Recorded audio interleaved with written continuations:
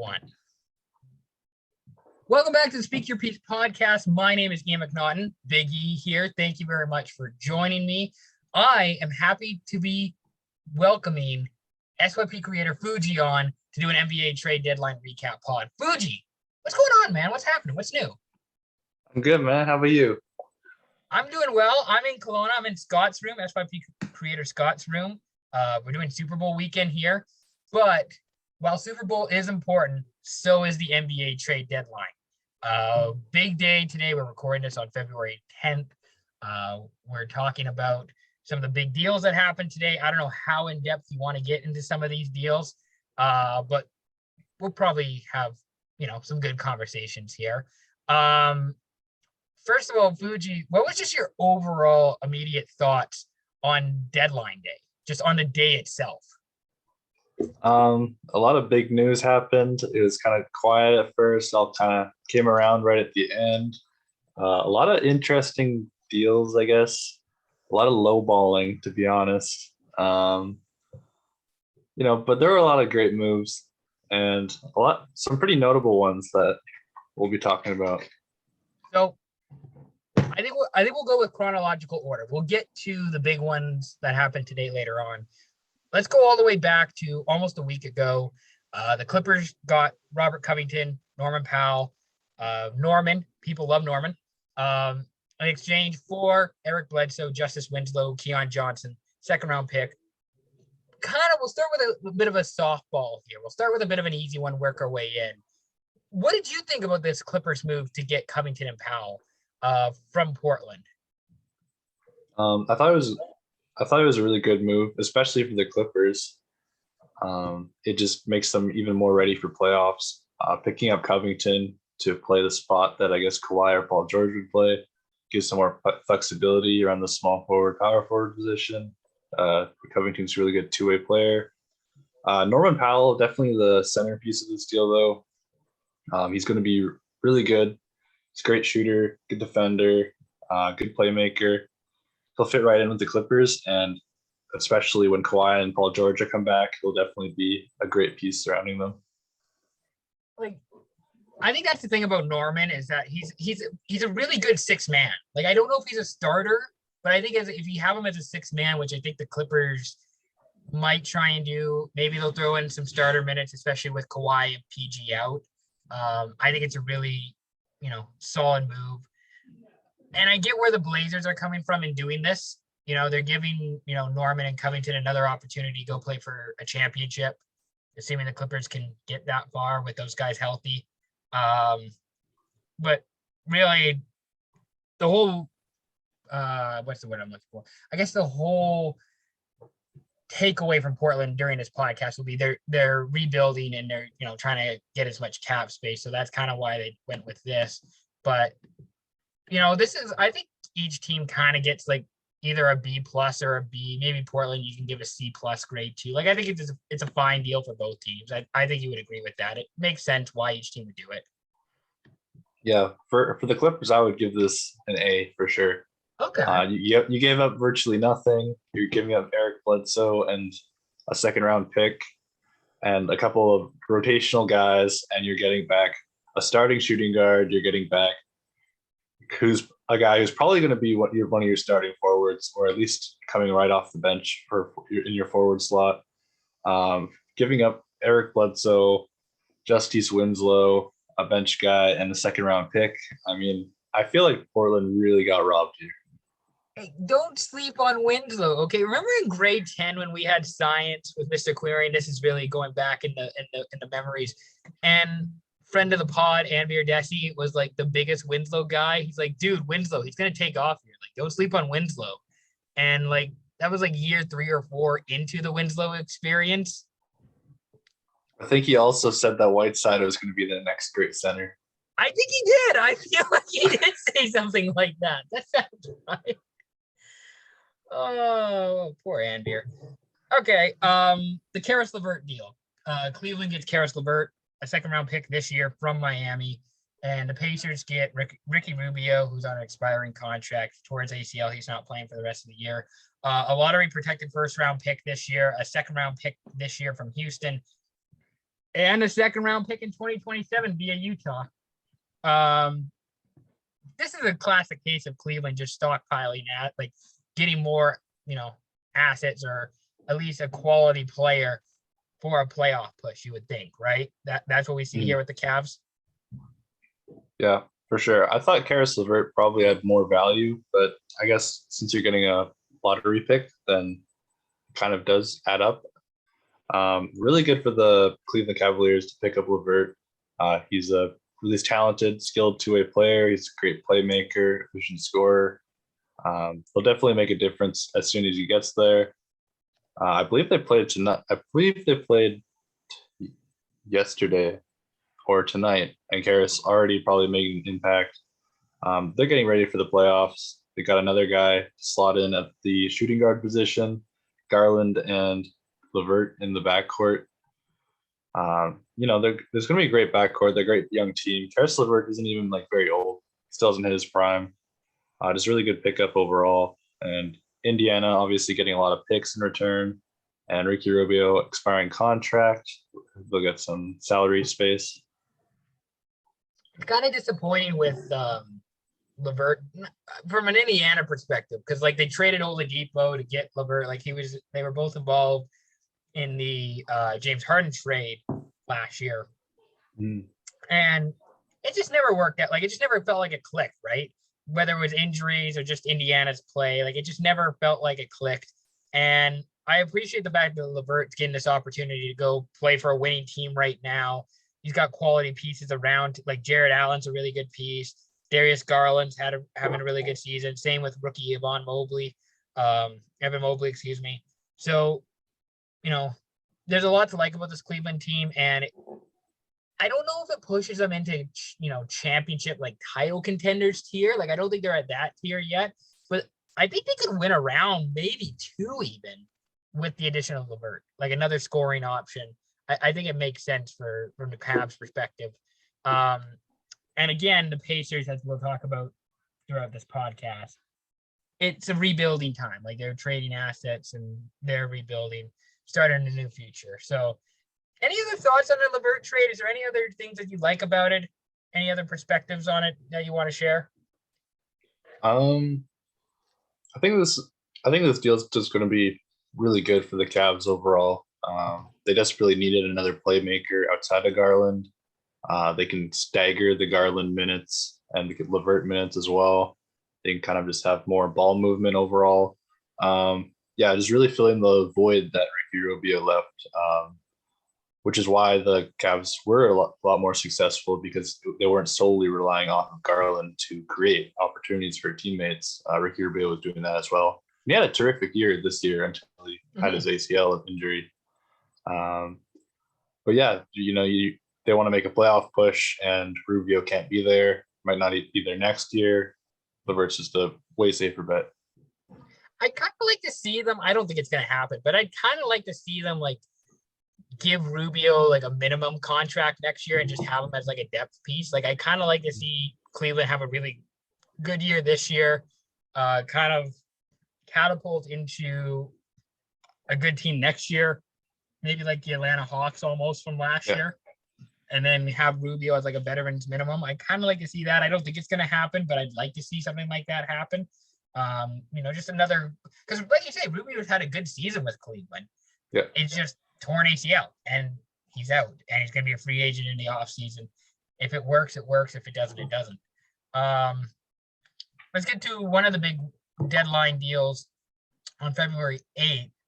CJ McCollum going to New Orleans along with Larry Nance Jr., Tony Snell, with Portland getting Josh Hart, Thomas Satoransky, who I literally forgot existed, Nickeil Alexander-Walker, Didi Luzuda, 2022 protected first-round pick, and 2 second-round picks. It's an interesting trade for sure. Why did the Pelicans specifically go for McCollum, do you think? Why do you think they went for him to be that guard on the team? I think compared to other like borderline all-star players, I think he had a lower asking price. Portland is already looking desperate to make moves to sell CJ before his contract expires to try and get pieces in return, clear salary cap space, just get assets. I really think that CJ was worth a lot more at the deadline. But Portland does pick up a couple young guards as well as picks, Josh Hart and Nickeil Alexander-Walker. Obviously, talented young guards. It's kind of confusing to me that the Pelicans go for this deal, considering they're kind of in the same spot as the Blazers, where they're in a rebuild. I think there's a sense of urgency to try and get pieces around Zion so Zion stays. But I'm unsure if this is the right time to try and do that. It was kind of confusing. It feels forced. Like it feels like a desperate type move from New Orleans to do this. And like I like CJ. I think he's a solid player. Like this kind of feels like a poor man's like Domantas Sabonis type trade, which we'll talk about next, where like you're kind of giving up on Josh Hart, who I really like as a bench player. You're giving up on Nickeil Alexander-Walker, who hasn't quite taken that next step this season, but I still feel like is a valuable prospect that you can build around in the future. And you're giving up, a protected first round pick this year, which it just seems like a lot to give up for McCollum. And I get that McCollum's under contract for 3 more years, so I guess you have that security, but I don't know. I like this deal for Portland. For Portland is really good to get rid of CJ Collins with contract already. You never know what the picks might turn into, and you never know how good Nickeil or Josh Hart could be. Exactly. Let's get into the next trade, and let's do the Domantas Sabonis trade. So Indiana gets Tyrese Halliburton, Buddy Hield, Tristan Thompson, who's an expiring contract, in exchange for Domantas Sabonis, Jeremy Lamb, Justin Holiday, and a 2027 second round pick. God, we talked about this when it happened, but you're really giving up way too early, I feel like, on Tyrese Halliburton. And I like Sabonis as a player, like, as a big guy who does work inside when I play basketball. I can really appreciate what Sabonis does, but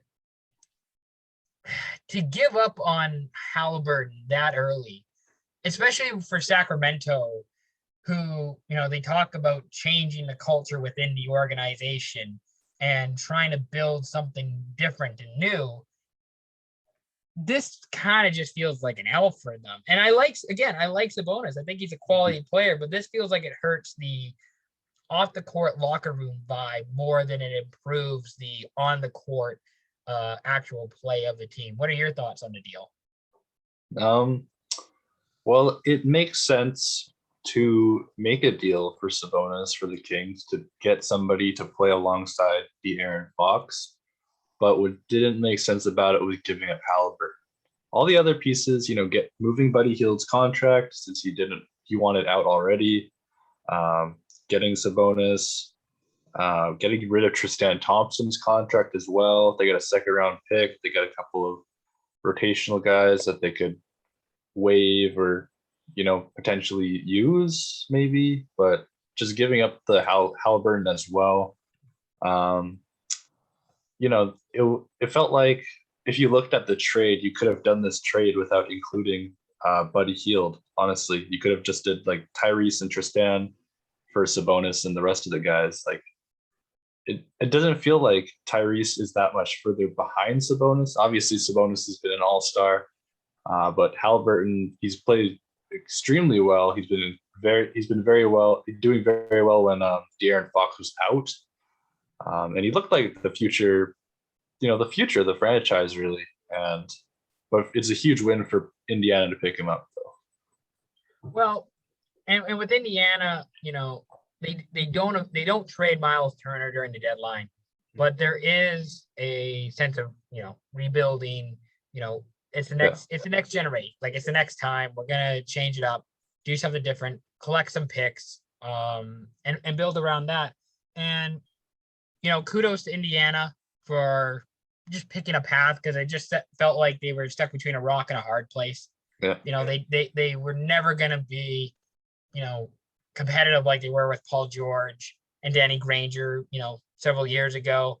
But they were not bad enough with Sabonis and Miles Turner and Brogdon to tank, right? Mm-hmm. So now they have an opportunity to just rebuild, collect some assets, and get better. And I guess with Sacramento too, now you're just running a De'Aaron Fox, Sabonis pick and roll offense. Mm-hmm. And we'll see how that works out, because I think it does help with. I think Sabonis does complement Fox very well as a big man who can shoot. He's an exceptional passer for a big man. I think offensively those two will work very well. Just wondering, about defense, because the Kings didn't do anything to improve themselves defensively. They picked up Sabonis. We'll see how that works out, because maybe we're all just looking at this the wrong way. Maybe Sabonis and Fox is going to be the best duo we'll ever see.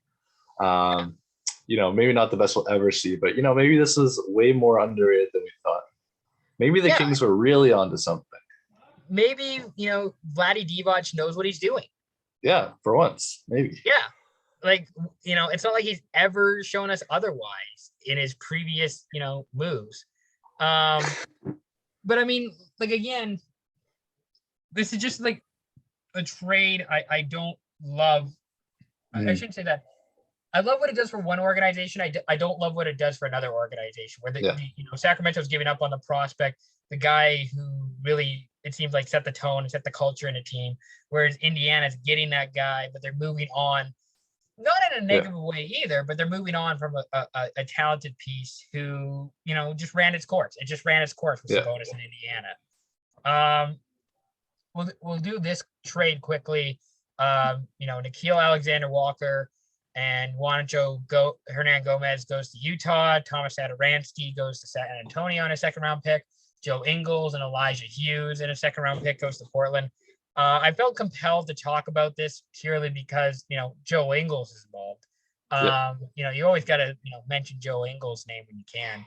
But, I mean, he is out for the rest of the year. He is a free agent. He's an expiring deal. I kind of thought that Portland would want to keep Nickeil Alexander-Walker. Like, I kind of felt like that was a young guy they'd want to add to the rest of the team. Yeah. Now he gets to go to Utah and gets to be a nice depth piece on a playoff team who, he can provide some shooting for when, Donovan, Mitchell, and Conley aren't on the floor. So this makes sense from Utah's perspective. The Spurs, I guess, are doing well with getting Satoransky, but I know it doesn't really fix their problems. Just a quick thought on this deal. We don't need to go too long into it. Just quick thought on that deal. I think it's good for Utah to pick up another young piece and also a guard who could potentially be effective immediately. Joe Ingles obviously wasn't going to play the rest of the year. They pick up Alexander Walker, so to fill that space. Hernan Gomez probably won't see much play at all, but I thought it was a good pickup for Utah. The Spurs kind of just trying to dump contract, get something in return. Get rid of Hernan Gomez to pick up a second. Pick up Sato, I guess, because he's on an expiring contract. Portland, they get another second round pick. Joe Ingles going to expire, more cap space. I was kind of confused at first as well about Alexander Walker going, but looking at the Portland depth chart, I guess, from the guard position, you want to free up as many minutes for Simons and Josh Hart as possible. So yeah, it is what it is. Hopefully Nickeil does well in Utah. KZ Okpala goes to OKC. Miami gets a 2026 second round pick. Miami opens a roster spot. Cool. Big four-teamer on trade deadline day. So Milwaukee gets Serge Ibaka, 2 future second round picks and cash. Sacramento gets Dante DiVincenzo, Trey Lyles, and Josh Jackson. The Clippers get Rodney Hood, Semi Ojeleye, and the Pistons get Marvin Bagley. Mm-hmm. Who wins this deal, do you think? I gotta say, my winner here is probably going to be Detroit. I think. Okay. Yeah, I think Marvin Bagley didn't really get his fair share of opportunity in Sacramento. Just playing behind like De'Aaron Fox, playing behind Buddy Hield, Harrison Barnes, even Rashawn Holmes. Like, he just did not get to see the light of day. Halliburton came in as well. Davion Mitchell came in. Like, it just really wasn't a place where he was able to grow as a player. I think on Detroit, you see random guys just getting opportunities like Kelly Olynyk, Jeremy Grant. They're popping off just because there's nobody else to do anything. Like, you have Cade Cunningham, and just picking up younger pieces is what Detroit needs to do, and just giving them shots. Sadiq Bey, like, you just need to bring in more guys, really. Jeremy Grant was getting like trade talk. Like, people were really like high on Jeremy Grant at the trade deadline. I agree. I like this move. I mean, it's kind of unfortunate because you're going from one NBA purgatory in Sacramento to another in Detroit. Probably doesn't help you, as much as you want. But like, historic, like, it is like, this is his fourth season now.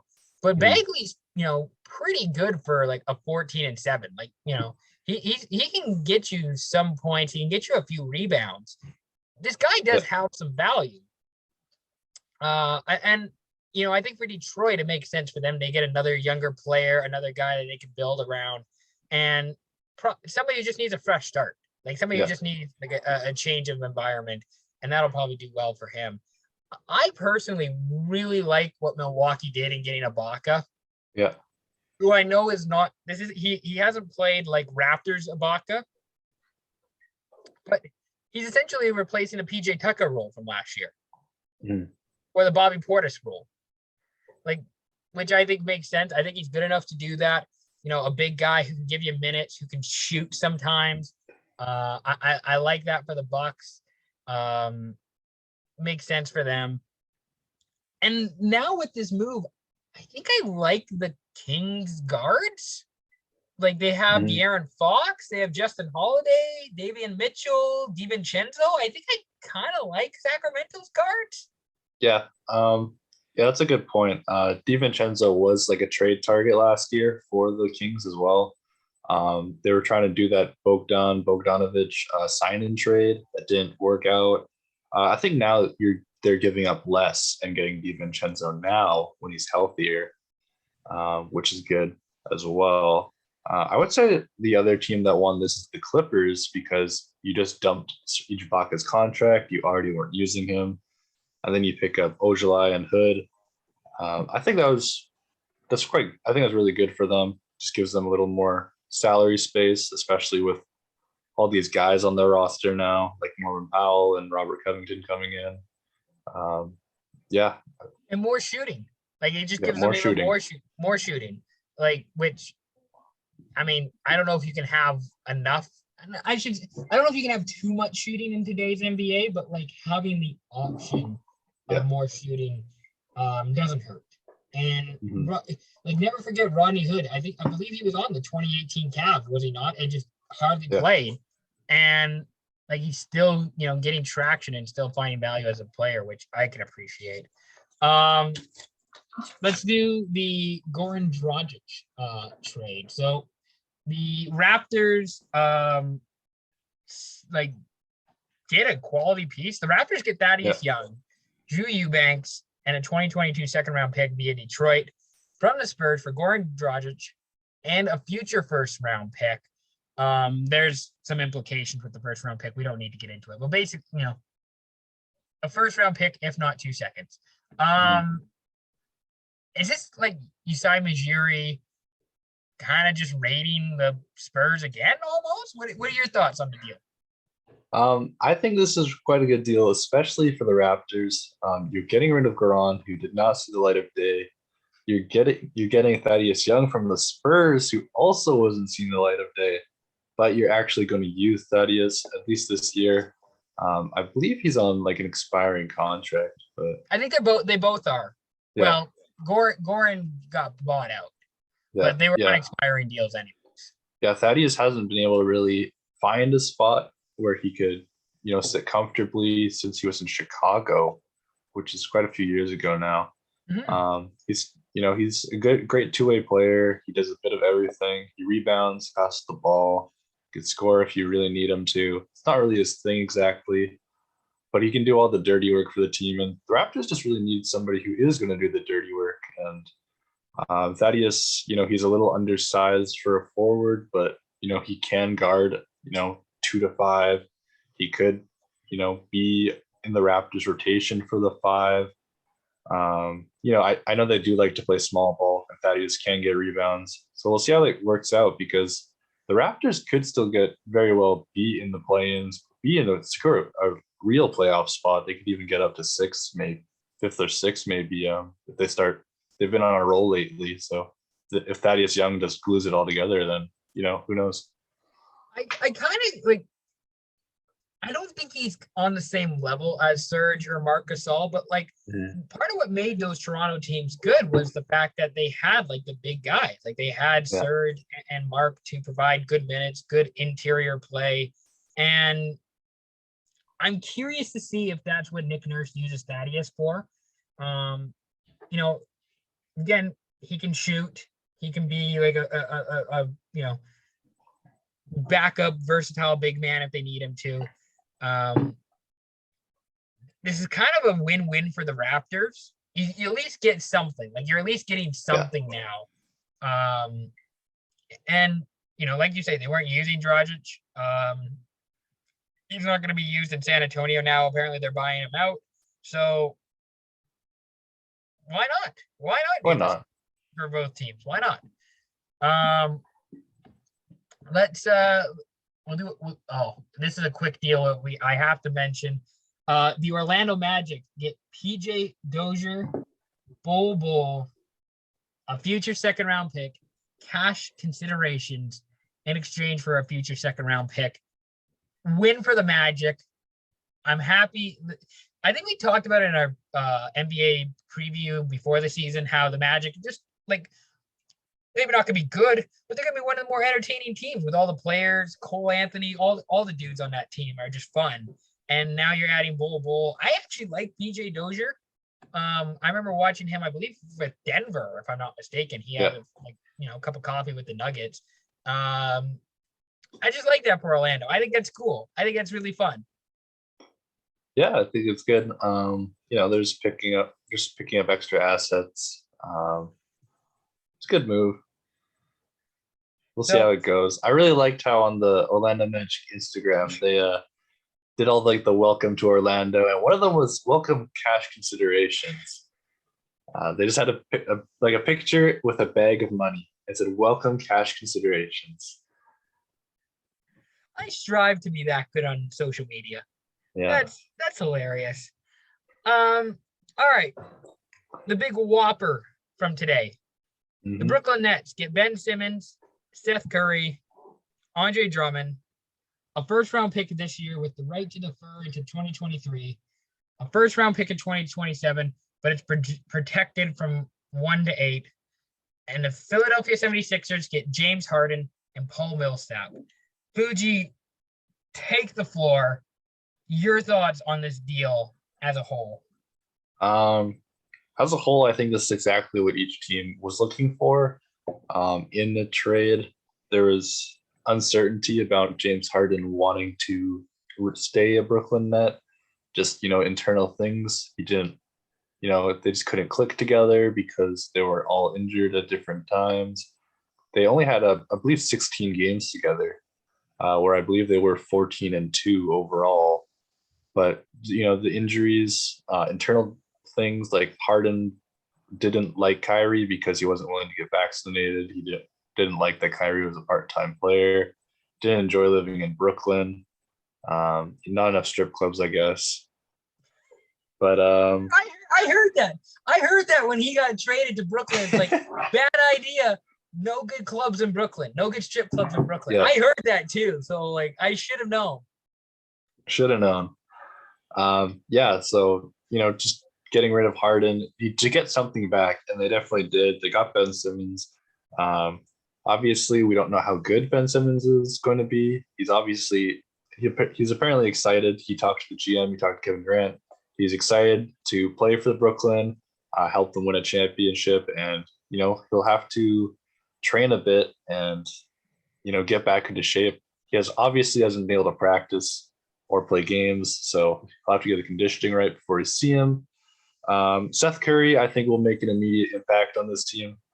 He will probably be in a starting spot at the shooting guard, point guard position.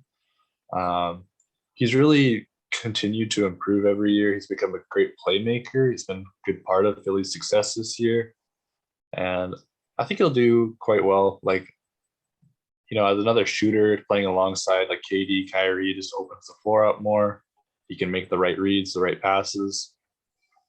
And Andre Drummond, Brooklyn's kind of had a difficulty with choosing their center. I think Andre could be there. He can clean up boards, and you can just get boards. Like, they need boards. They need somebody in the paint. And yeah, I think this trade just made a lot of sense for both teams. I have to agree with you. I mean, as much as I want to call James Harden a bit of a bitch for leaving a good situation because it wasn't going well, that's just the leverage that players have today. Players can want to, players can go wherever essentially, and James Harden essentially got that. I'm really excited to see him in Philadelphia. I'm excited to see him with Embiid. You sent it to me earlier. Philadelphia, maybe with arguably the best lineup in the East right now, with Maxey, Thibault, two not talked about enough players. Yeah. Harden, Embiid. I'm excited for Philadelphia. And I think with Philadelphia too, I mean, you had to when Ben Simmons didn't come back this year, but you had to just move apart from Simmons and Embiid. It just wasn't working. It just was not working. It similar to Sabonis in Indiana. It just ran its course, and you just got to move on and go your separate ways. So in that regard, kudos to Philadelphia. And there is part of me that wants to see Ben Simmons succeed. Like, I want to see this dude do well in the NBA. I think he's, a nice guy. I think he is a talented player. I don't think he's an asshole. I think he really, is trying his best, if that makes sense, to do well. And, if it comes to it, maybe we'll do a Brooklyn Golden State Finals and the Curry brothers get to go at it one another. That would be exciting. Also, like, 2013 Ian would be stoked to see like Blake Griffin and Drummond on the same team, like the modern version of the Twin Towers.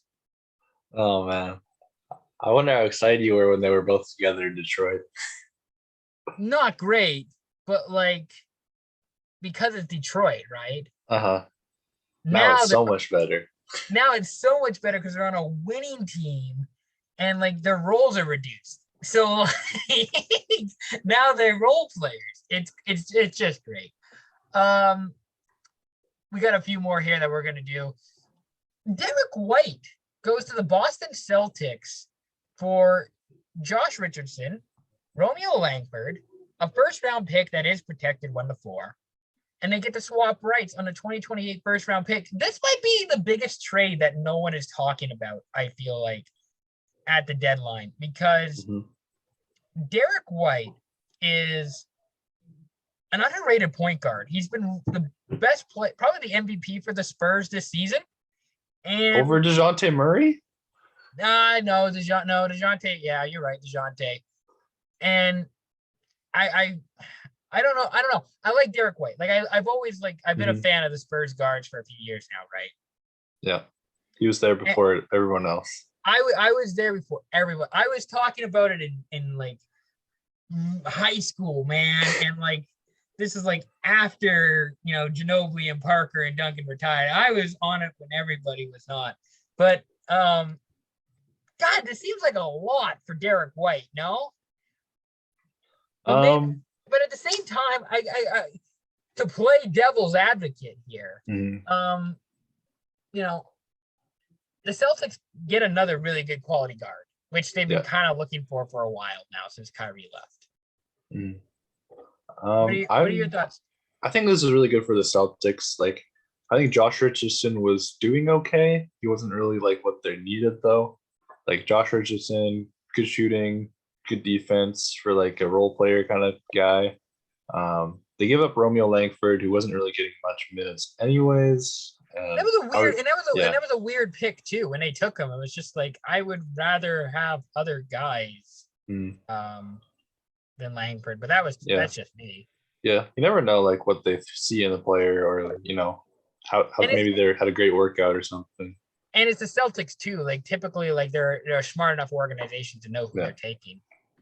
Yeah, I'm really big on the Derek White deal because I don't think Derek White is like going to be a guy who's going to take over the game. Obviously, he's not like a huge scorer. I think he's a better defender than Josh Richardson. Obviously, a much better passer and playmaker. So I'm thinking that if Derek White gets put in the system pretty well, he could be kind of the guy that solves the disconnect between Jaylen Brown and Jason Tatum, where there's just not enough ball movement. They aren't getting all the touches, or they're not getting the ball where they need to get the ball. I think this will be a great pickup, and we'll see it because the Celtics are also kind of figuring it out. They're becoming a very good defensive team. Derek White improves their defense, improves their offense. This should just be a really good pickup. And they have a first-year coach too. Boston does. So I think there's still a bit of time for them. Like, I don't think there's any rush to really do well. I think there's still a bit of patience within the organization.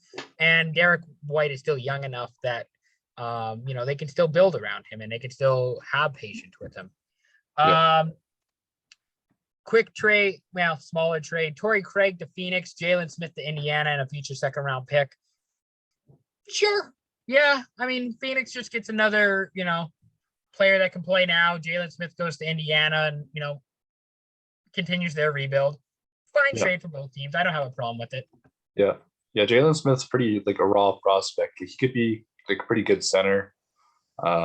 We'll see how it goes because I know Miles did play the 4 as well. So that might be able to get Jalen Smith minutes at the 5 or just off the bench. So it's not like he'll be like stuck on the bench trying to get minutes behind Turner. Like they could play alongside each other at times. Miles Turner is used to that. I think Turner would like to play the 5 though. Yeah. I think he is excited to play with Halliburton as point guard and him at the 5. I think just picking up young guys, it's always a good thing. And if it's a pick, Phoenix gets Tory Craig just as to their insane depth chart because you can't be too deep apparently. Can never go in deep enough. Exactly. Yeah, like you say, can never go too deep. Never go too deep. No. This is an interesting trade. Maybe I thought about this more than other people. Montrezl Harrell to the Charlotte Hornets for Ish Smith and Vernon Carey Jr. I don't know. I thought Harrell was fitting in like all right with Washington. I guess Charlotte just wanted a big man for a bit of a run here, but like I think it was just complete robbery on the side of Charlotte. Like they picked him up for free, really. Yeah. No offense to Ish Smith or Vernon Carey Jr., who I'm sure are watching the podcast, but like I'm sure, we're sure they're watching. Yeah. Like Harrell's been a really good guy with the Wizards this year, and they're only 2 games out of the playoffs? 1 game out of the playoffs, and you trade one of your better players? We'll talk about the other trade later on about this, but like, what did you think about this move? I thought it was it was really weird because maybe Trez isn't the guy they're looking for. It really opens up some more play and spacing for Porzingis since they just picked him up as well, who we'll probably jump right into next. Also Bradley Beal out for the rest of the season, getting season-ending wrist surgery. I think they're just really trying to go with the Kuz and Porzingis, just trying to get as much spacing as possible, because I think realistically, if you're going to have your lineup, you're going to have Kristaps at the 4, probably Kuz at the 3. You're going to have KCP at the 2. Lakers legends, Kuz and KCP. Legends, absolute legends. KCP carried LeBron and Anthony Davis to a title, by the way. And Kuz was there. I think Frank Vogel is thankful for KCP for getting him to the championship. KCP gave Frank Vogel a job.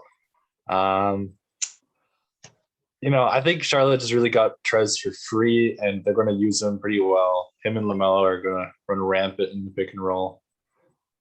Yeah. It's just another reason, for me to, I don't know if I could be a Charlotte bandwagoner, but it's another reason for me to like Charlotte, because I liked Harrell, and I liked it when he was on. It was one of the few Clippers I liked, and he went to the Lakers, and it didn't really work out. Frank never just used him right, and seemingly whenever he was doing good, it was all right, Marc Gasol, you're on. It's just I don't know. I don't know that I'm going to be a Hornets fan, but I kind of want to be now.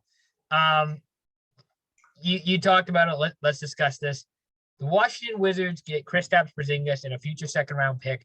Dallas Mavericks get Spencer Dinwiddie and Davis Bertans.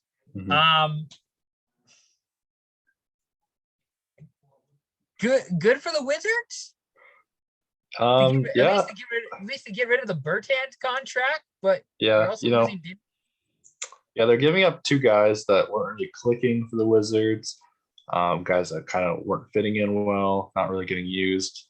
Dinwiddie obviously is getting used. He wasn't playing very consistently. Bertans, he had a big contract and he wasn't really getting many minutes. Obviously, he's getting other guys favored over him, like Kuz, KCP.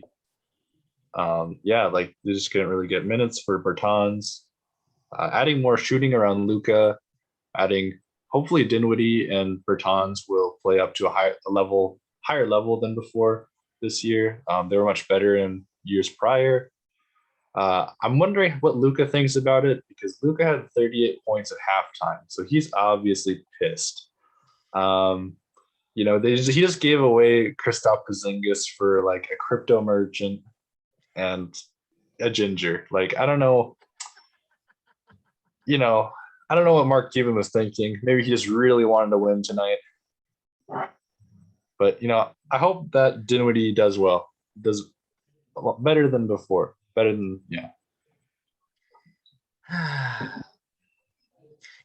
liked Davis Bertans for a bit, as in Moneyball, as one of those undervalued guys who just did one thing pretty well. Yeah.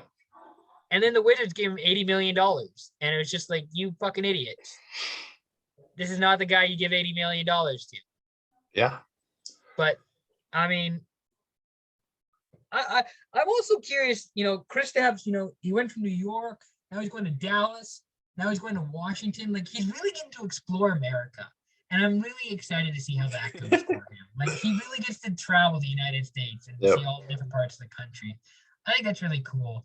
I don't know if that and we chatted about it off the air about, DFS getting an extension too. That's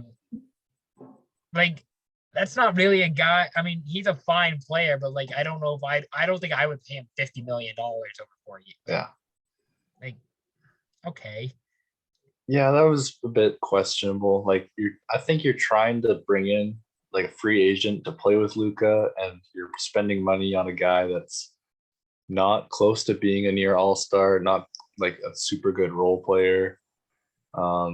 It's kind of makes me wonder, are they going to be able to afford Jalen Brunson when his contract expires? They signed Tim Hardaway Jr. They don't have that much more money to play around with. Bertans and Dinwiddie have bigger contracts, so they have to produce. Yeah, just a lot of questions. Yeah, which is kind of too bad because I think we were a bit skeptical maybe on Dallas at the beginning of the season, and they didn't really do anything to alleviate any of those concerns, which is unfortunate. Yeah. And then finally, the last trade we're going to talk about here, Daniel Theis going back to Boston in exchange. Welcome back. In exchange for Dennis Schroeder, Enes Freedom, and Bruno Fernando.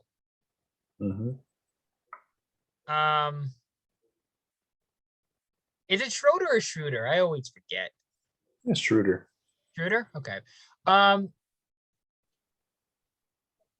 like Schroeder. Like I wish he stayed with the Lakers. I get why it wasn't working in Boston.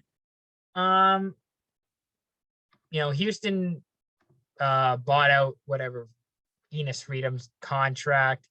I don't think Bruno Fernando is really thought of much there. This seems like a win for the Rockets. This is just trading Theis for Schroeder, and I think Schroeder is still a valuable player. Yeah. Getting rid of Theis frees up some money. Obviously, waiving Enes frees up some money. Not that much. He wasn't worth very much. Bruno Fernando is pretty cheap. He could maybe be waived. Dennis Schroeder could maybe be waived as well. Like the Rockets, they could waive Schroeder, or maybe they just let his contract expire. Rockets trying to dump some salary. They didn't get any assets really. Just making up some more money, trying to get contract extensions, obviously, for Kevin Porter Jr. Probably going to get a contract extension for Jayshawn Tate. Christian Wood, obviously, needs a contract extension. Just trying to keep that core of players together. Maybe even, be able to bring a free agent into Houston. You never know. You never know. It can't get any worse for Houston, who are currently 15-40 this season. So it can't get any worse. Is there any other deal or any other NBA trade deadline item that you want to discuss here? Because we do have a mailbag. No, let's go to the mailbag. Why not? All right, let's go to the mailbag. Friend of the pod, Max, asks, will we see any more big moves, i.e., like buyouts, people signing, et cetera, et cetera? And what are Portland and Sac thinking? So Portland is rebuilding, and they're playing a very risky game, I feel like, because they have all this cap space and they think they're going to sign people to play with Dame, right? I think the buyout market, it might be a little thin, because I think a lot of the guys who people would have thought about buying out, like Westbrook, John Wall, Kemba Walker, their contracts are just way too big. They're not going to get bought out. They're going to at least try to use them sparingly. It's just too much to take on.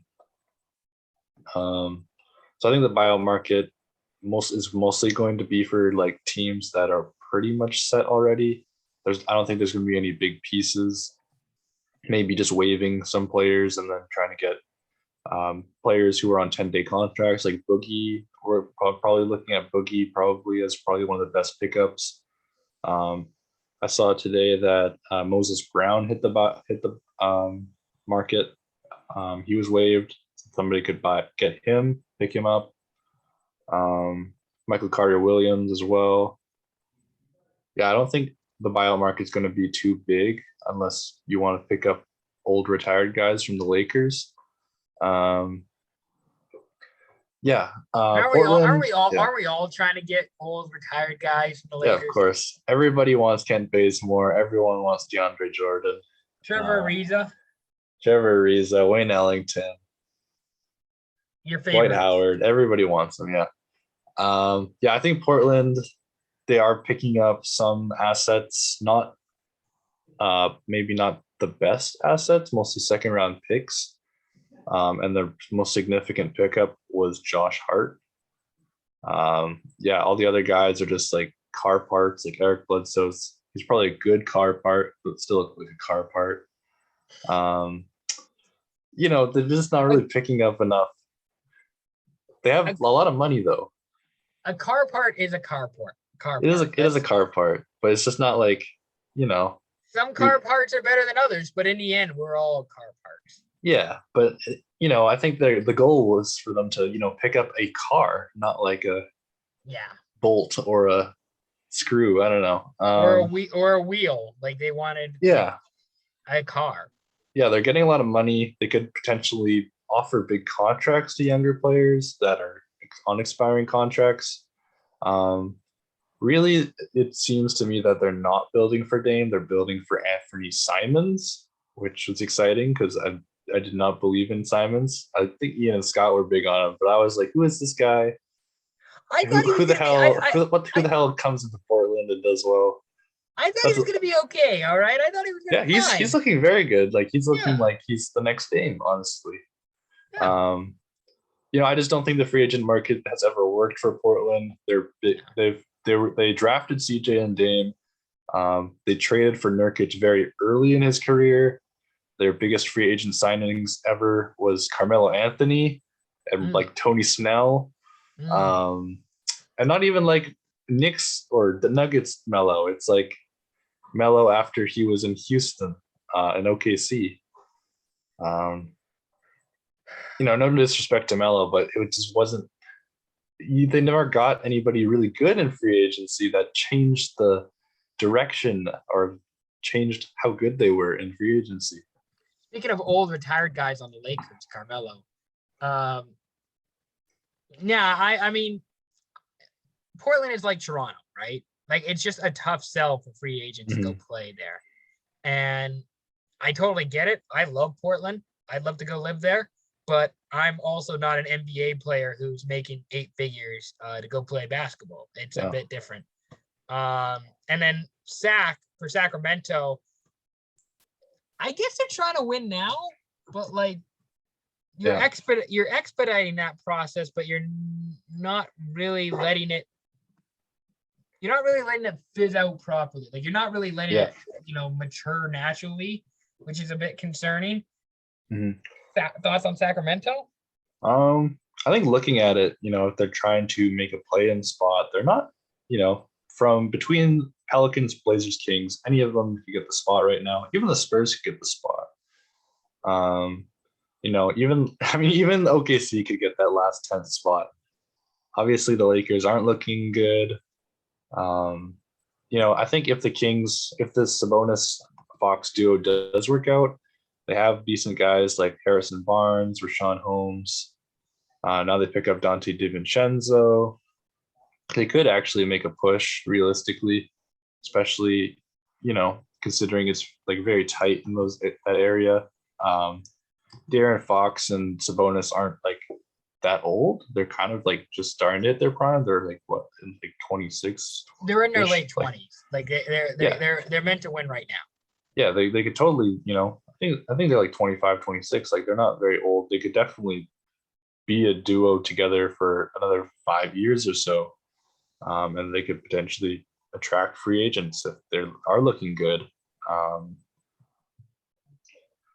I think it wasn't that bad of a move. I just thought that Halliburton is going to be really good, and he is really good. There is something to be said for like if you acquire the best player, you win the trade. But like, yeah, it just feels like a bit of a hit to the culture in Sacramento. Yeah, we'll have to look at this trade again in like a year or two. Yeah. See where Halliburton's development goes. Yeah. Raymond asked Goran Dragic, Malachi, and a second for Miles Turner. Would that have been an option? And I don't know that Indiana would have done that. It seems like not enough. Maybe a first for Miles Turner. I'm sure that's probably what they were asking for as a first for Miles Turner. That's what I would have been asking for. But did you think there was ever a chance that Miles Turner would be on the move? I definitely thought Miles Turner was going to be on the move over Sabonis for sure. I thought there was more interest in Miles Turner. Obviously Sabonis is was an all-star. I think Miles Turner, as a shot blocking big, had more value to a lot of contenders. Mhm. And also, since he's also in the same age range as like the Fox Sabonis, he's like 26 years old. He's very valuable, especially to the Raptors, who have a lot of players around that age where they are, kind of approaching their prime. And Miles Turner probably would have been the perfect piece because he's exactly what they need. They need a guy who rebound, shot block shots, the big man who can defend. Definitely would have been the perfect piece. Well, I was gonna say Thad Young is kind of like a poor man's version of Miles Turner, right? Like kind of like a little like. I would say Thaddeus is more like poor man's Draymond Green. Yeah, okay, but Yeah. I guess my point is that with Thaddeus Young, you're kind of dipping your toes in the like you're not going all in. Like you're not you're not diving into the deep end.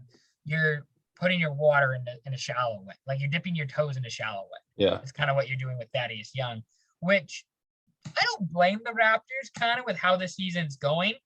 And I think a big deal like that is maybe more of an off-season thing. But I think if you were wanting to trade for Miles Turner, it had to at least have been a first. And I don't know how many teams would have been offering that. Yeah, I think Sabonis and Turner probably had very similar trade value. Like they were likely going to keep one or give up both. I knew at least we had to know like at least one of them was going to get moved.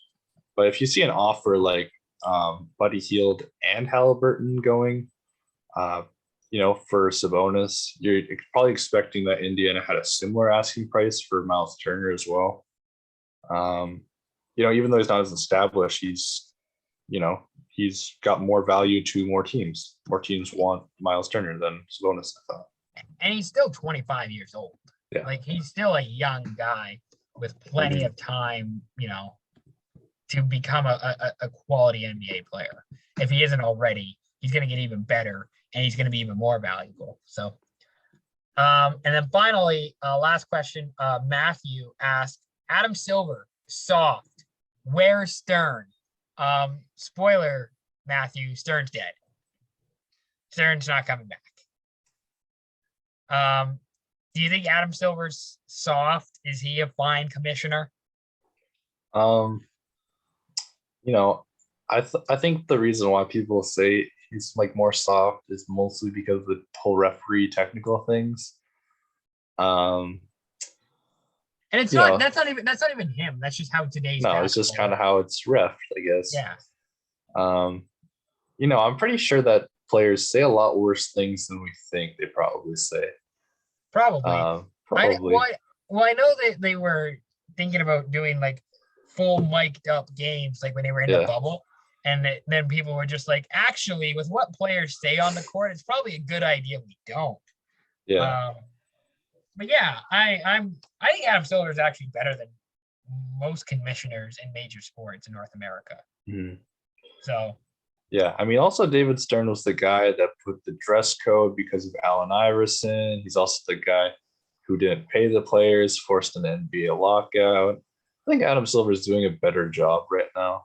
Obviously, players weren't a big fan of the bubble, but they did choose to go through with it. Like it was their choice whether they'd stop the season or they continue in the bubble.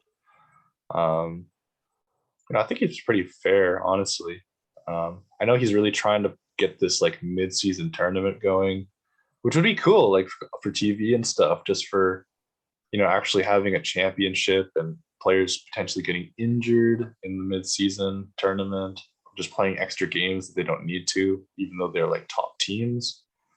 That obviously I can see why they want to do it for money, but also, it's just not a very good idea for the players. And players obviously aren't behind it as well. Yeah, I think he's doing a good job. I think he's doing just fine. Don't worry, Adam. You're doing great. Thumbs up. Fuji, that's all I got, man.